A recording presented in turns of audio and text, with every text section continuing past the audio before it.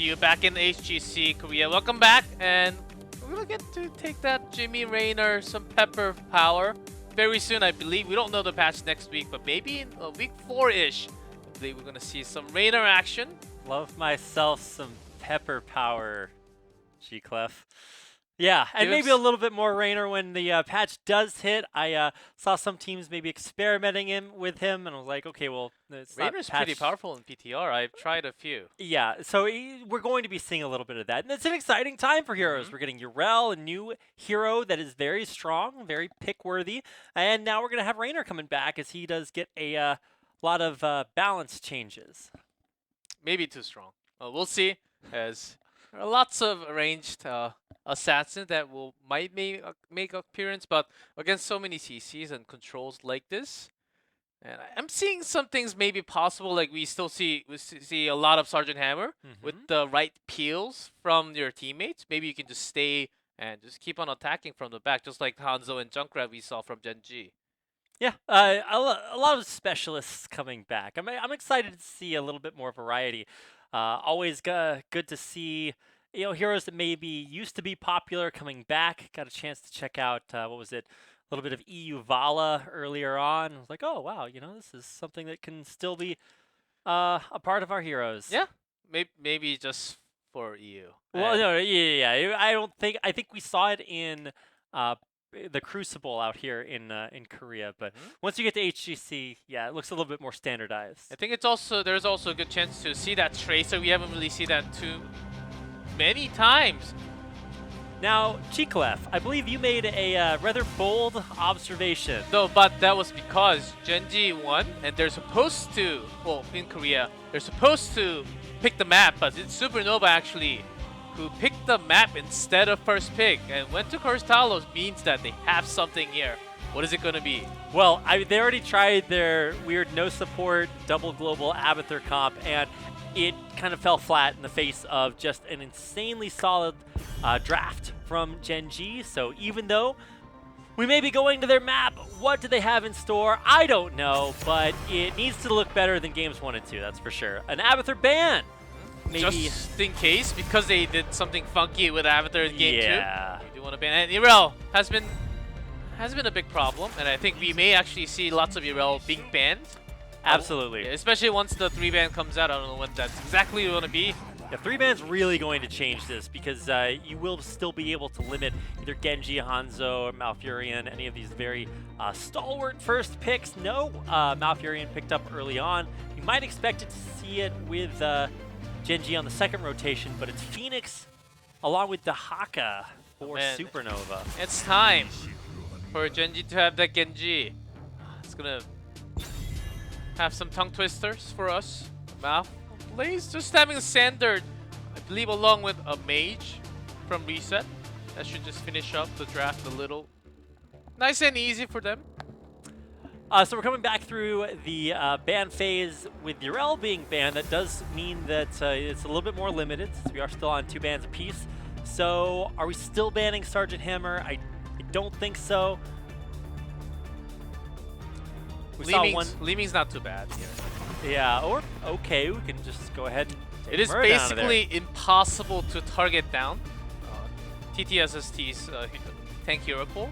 Right. So I would have just said might just be Leeming, because they have been picking all the time, even against the strongest teams in the world. Gen.G Leeming, they have that reset once they target that, because they're so good at focusing, and the moment they fire everything together, their coordination is insane, above everyone right now in the world. Absolutely.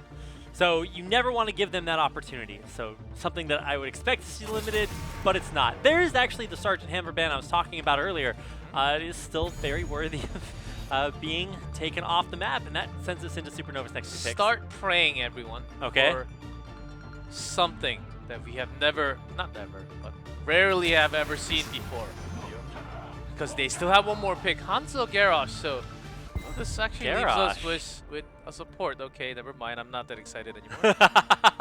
Unless it's no support and something super crazy, which would probably work about as well as it did last game. So maybe not something we should hope for. Last 2 picks here for Gen.G. Maybe they want to add a little flourish, a little bit of salt sprinkled on top of their composition here. I don't think they're going to. It's just been super standard, so I don't know. Yeah, great chance for just against Garrosh Johanna, not banned.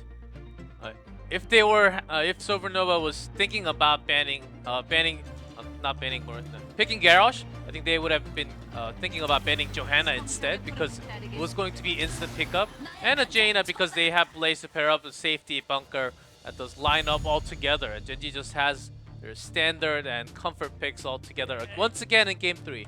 Yeah, exactly. I mean, this is a comp that I think any team in the world would be totally happy with getting.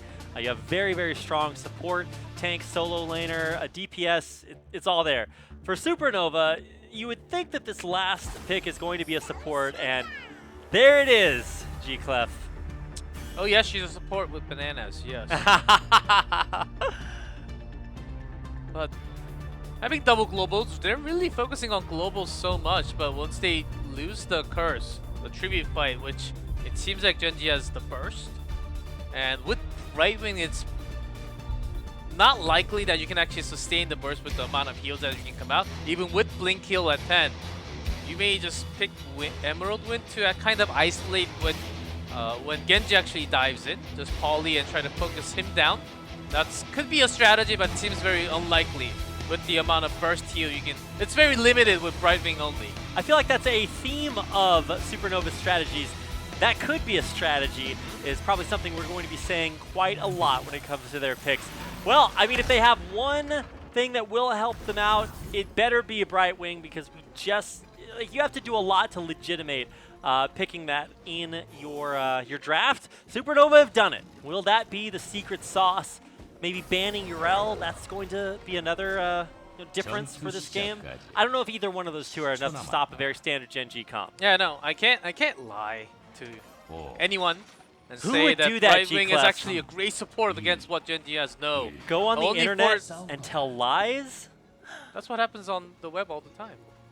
What's the good thing? Fake news, right? Only the ultimate truth about heroes here from G-Clef. For the lane. So what are we looking at here? It's for the lane, not even...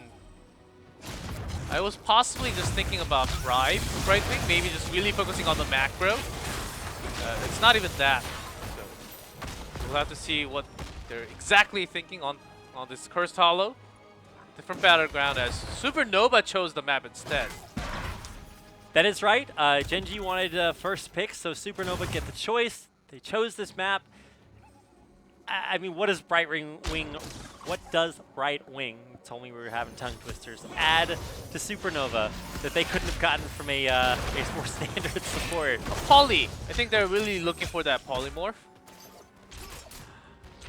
Okay. It's actually a pretty good counter-ish against Genji, but they have Jaina. That's gonna be the real problem. Only against Genji, I think it's okay if it's like a poke-oriented comp along with Genji. Then I would understand a little bit more about the Brightwing pick, because you can poly and you will have the focus. If you have more burst, you can get the poly and then just burst down Genji in your own way. But there's that Jaina, which could be making a lot of the problem. It's really going to throw a big wrench into the way that they want to play. So I don't know. That poly may be the answer. I don't believe it will be, but that's what our players get to show us today. So keep an eye on the macro. It looks like we have camps being taken at basically identical time. A little bit slower there for Supernova, just now starting up their night camp. Phoenix actually holds a pretty nice sieging power as well as the camp, but does need help of an ally. So they're gonna start on it, but really powering the lane, not really taking Rive. Does question me a lot about this comp. They do have the global. Let's see how they can actually hold this one out. Game 2, they lost way too many members for them to actually control the macro in their own way. It seems likely they might be able to if they hold all right, because Evan this time on the Garrosh instead gave 1 ETC, blew up so many times. Even Johanna was having some tough times surviving alone. Well, yeah, Garrosh is really going to help him out with that, right? So one night camp crashes in, they take down a wall, or the gate rather, almost an outer turret with it, but now the counter push is coming through. So I really want to see what Supernova can get.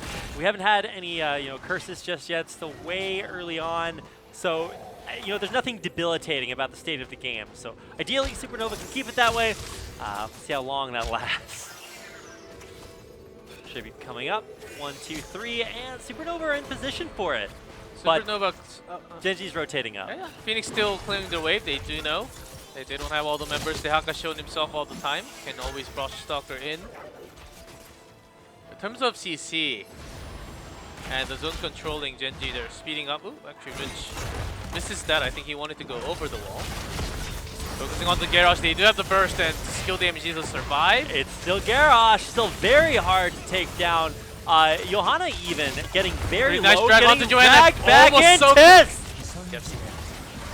Blown up and having maybe the second target, Gen.G. Stop focusing Haven. That guy just does not die, and Tis does. So that is actually a decent win for Supernova. Heavy diving in again, actually survives, throws in Kyocha, getting the damage from the turret as well.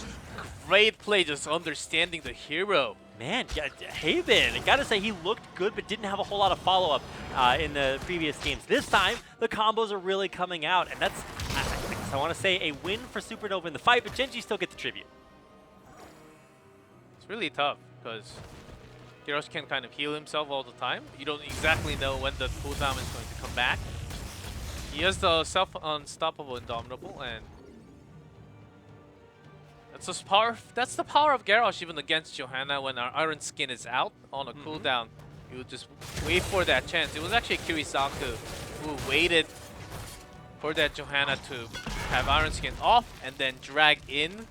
No, that drag was super, super sick. And also just a shout out to Dehaka for being able to like split and then join the fight just in time to get that drag off. Really, really using this global well. Still waiting for Brightwing to really kick into high gear, but that's what we have the rest of the game to look forward to.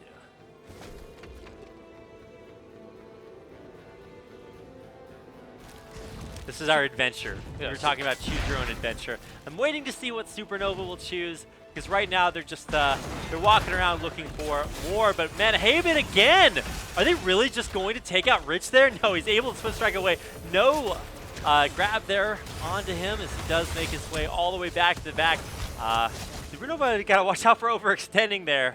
We missed the first moment of how that happened. Yeah. Seems like maybe he just got tossed and maybe he was just lacking on his teammates were way too far away.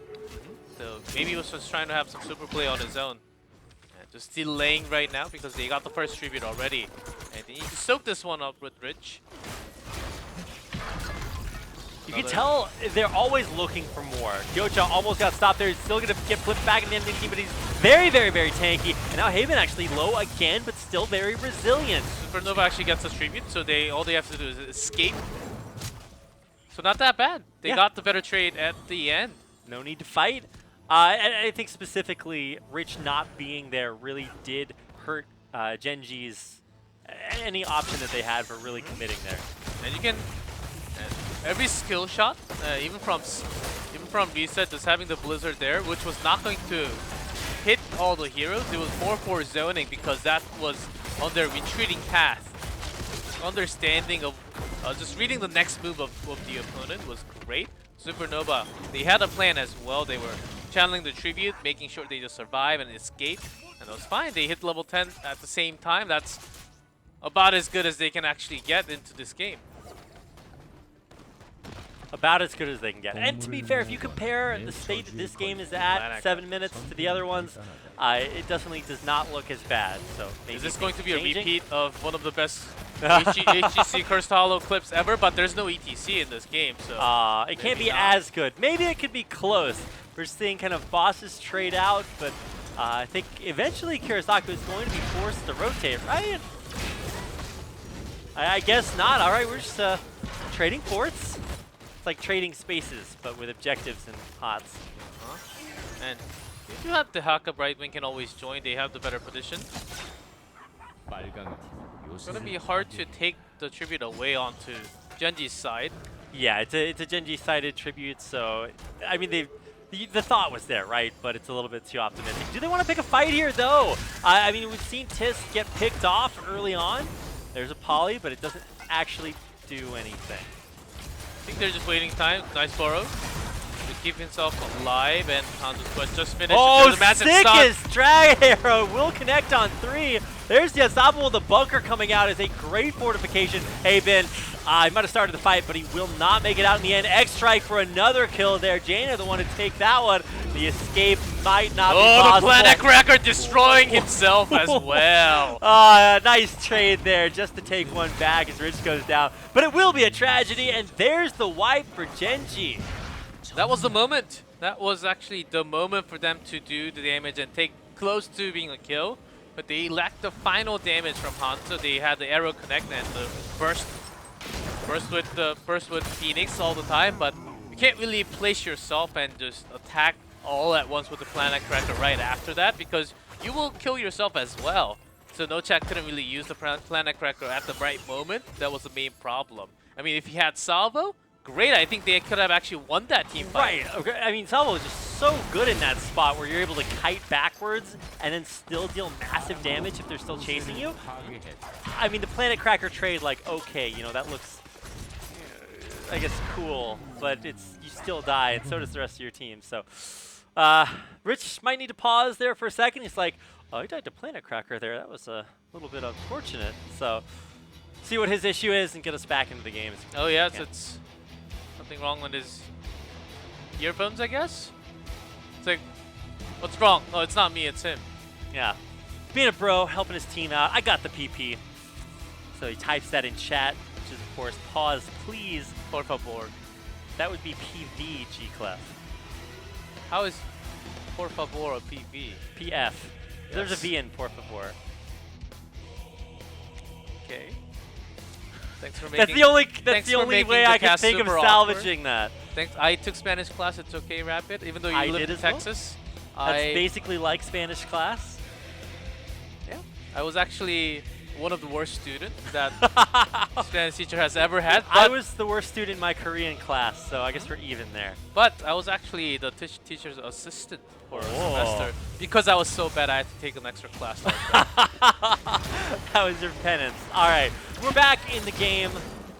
So let's see what changed. Not a whole lot. Gen.G now 2 levels up. They are not actually up, or they are up in fortifications and kills as well. So it's like, well, you know, what really can you say against them? I mean, Supernova, they're trying. Hanzo's been looking good. Haven's Garrosh looks super sick, but maybe not for much longer. They do have to Kent. Shoulders. Saki blocks that. Nice block from Saki Kyoja channels, and that's a curse. So they want to have Ook blown up. Oh my god. You can't really warp out when there's a massive damage, even having with the 46 armor. Once that goes to 50, he's dead.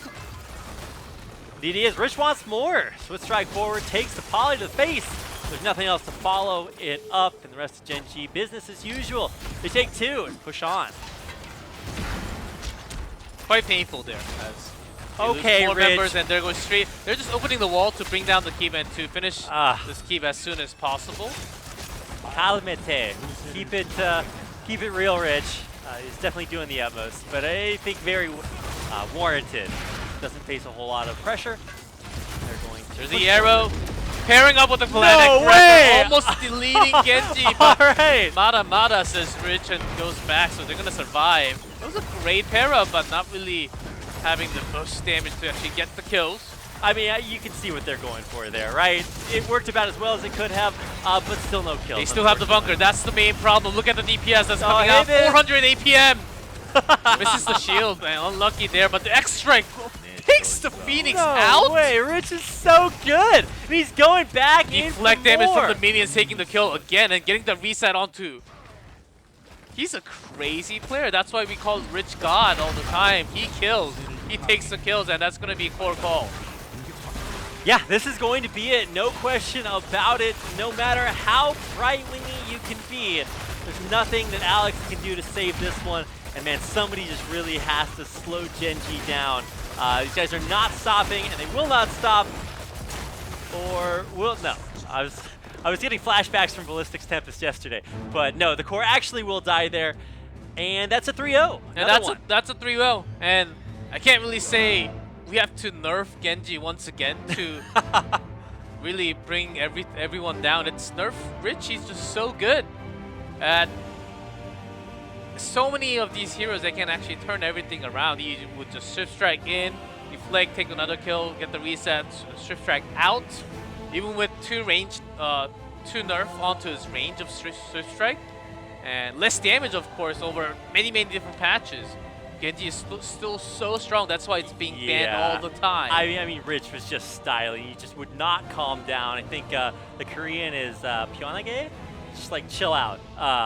Nothing could stop him that game. That's why he did lead in, I guess, damage structures. Almost the lead there in. Did he have the most kills for his team? Yeah, by far. So I don't know if Rich necessarily gets MVP. It was a team effort. But in the end, it was not enough of an effort by Supernova, and they fall as another casualty to the Titans of HGC Korea Gen.G. They actually had a nice